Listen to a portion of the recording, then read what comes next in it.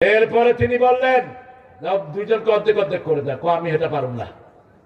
বিভিন্ন লোকেরা ওনার জন্য ফল পাকলা বিভিন্ন জিনিস নিয়ে আসতো, বলতো তোমরা অর্ধেক অর্ধেক করে দুইটারে যাও, বেশি করলে তোমরা শাস্তি হবে, আমি আল্লাহর কোনো হেরা দিছে আমি জানি না। একদিন দুই তরমুজ নিয়ে আসছে এক মুরিদ, বলছে হুজুর দুইজন দুইটা দেন।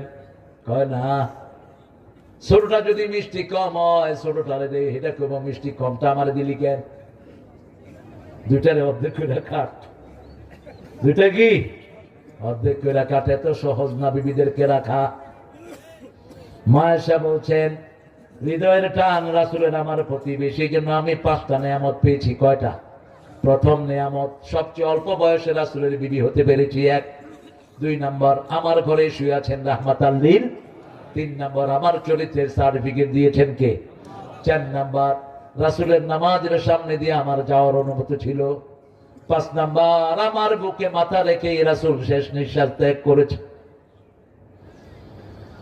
সব বিবিকে সমান দিতেন। রাসূল বলেছেন 5টা জিনিস সবাইকে সমান দিবা। কয়টা? আপনি যা খান বিবিকে, যেই কাপড় পরেন তাকে, যেরকম জায়গায় থাকেন সেরকম জায়গায় বিবিকে কেউ অসম্মান করতে আসলে আপনি প্রোটেকশন দিবেন। 5 নম্বর সব সময় বিবির প্রশংসা করবা। একজন নবীও বিবির দোষ তালাশ করতেন না। আর বাংলাদেশের লোকদের পাইকারি দোষ হলো বিবির দোষ তালাশ করা। এই ডাইলে লবণ কম দিছ,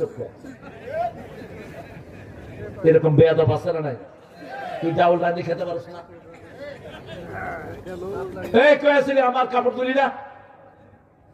রাসূলের কতজন বিবি ছিলেন? 11 জন। কতজন?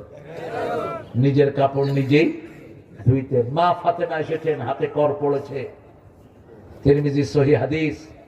আলী রাদিয়াল্লাহু আনহু পাঠিয়েছেন, যাও গনিমতের অনেকগুলো ছেলে আসছে, গেট ওয়ান ফর ইউ, গো। মসজিদে নববীতে যাও। মা ফাতেমা ঘুরে আসলেন, রাসূলের মতোই হাঁটতেন, রাসূলের মতোই কথা বলতেন। আমাদের প্রিয় মা, কি নাম? খাতুনে জান্নাত।